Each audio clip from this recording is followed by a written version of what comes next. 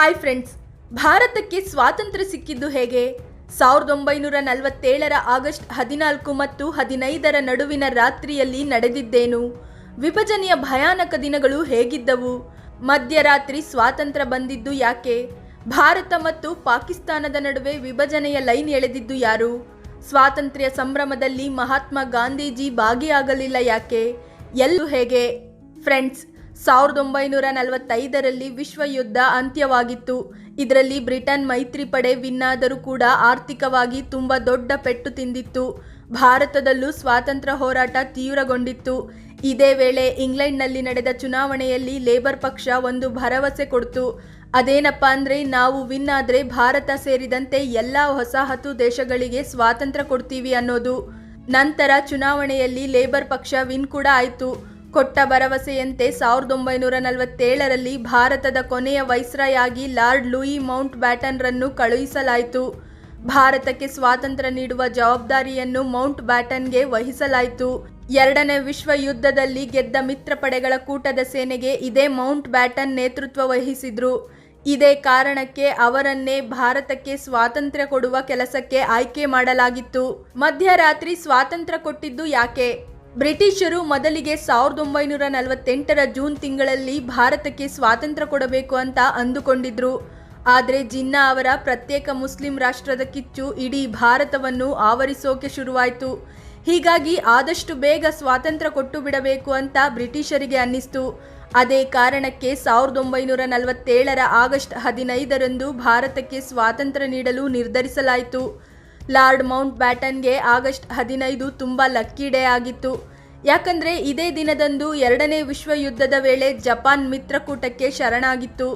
ಆದರೆ ಭಾರತದ ಜ್ಯೋತಿಷಿಗಳು ಆಗಸ್ಟ್ 15 ದಿನ ಚೆನ್ನಾಗಿಲ್ಲ ಅಂತ ತಕರಾರು ಎತ್ತಿದ್ರು.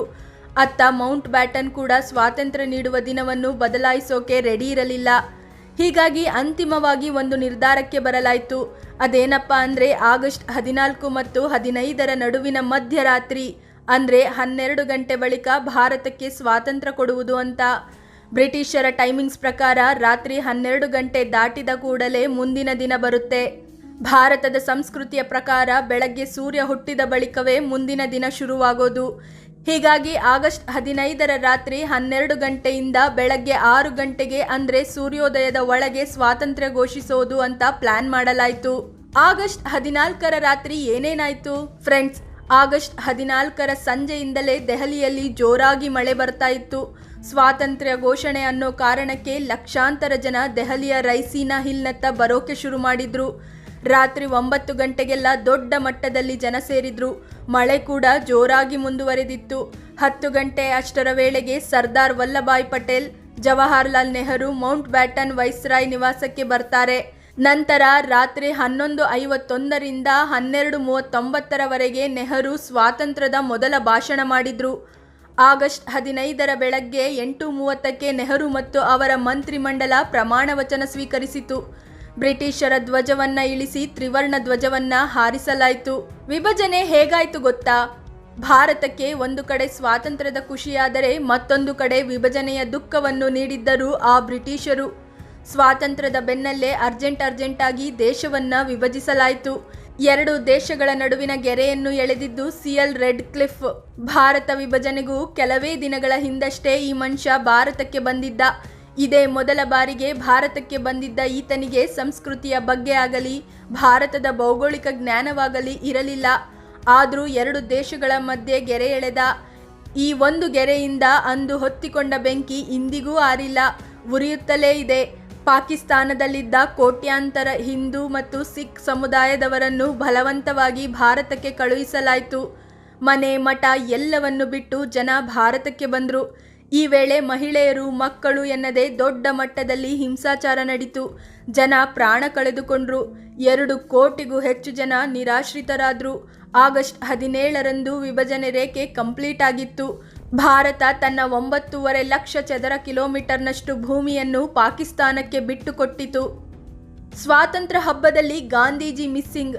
ಹೌದು, ದೇಶದ ಹಲವೆಡೆ ಗಲಾಟೆ ದೊಂಬಿಗಳು ಆಗ್ತಾ ಇದ್ರೂ ಇಡೀ ದೇಶದಲ್ಲಿ ಸ್ವಾತಂತ್ರ್ಯದ ಸಂಭ್ರಮ ಮುಗಿಲು ಮುಟ್ಟಿತ್ತು. ಆದರೆ ರಾಷ್ಟ್ರಪಿತ ಗಾಂಧೀಜಿ ಸ್ವಾತಂತ್ರ್ಯ ಬಂದಾಗ ಸಂಭ್ರಮಿಸಲು ಬರಲಿಲ್ಲ.